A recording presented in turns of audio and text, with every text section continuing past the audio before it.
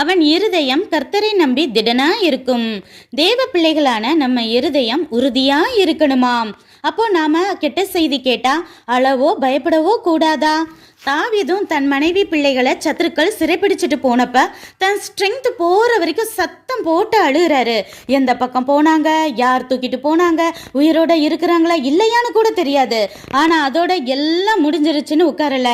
Prayer பண்ணி கர்த்தருக்குள்ள தன்னை திடப்படுத்தி கொண்டு தேவன் சொன்ன மாதிரியே சகலத்தையும் திருப்பி கொண்டு வந்துட்டாரு.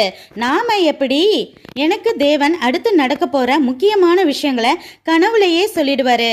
இப்படித்தான் நடக்க போதுன்னு தெரியறதால அதுக்குள்ள என் மைண்டு ஓரளவு அந்த சிச்சுவேஷனை ஃபேஸ் பண்ண ரெடி ஆகிடும்.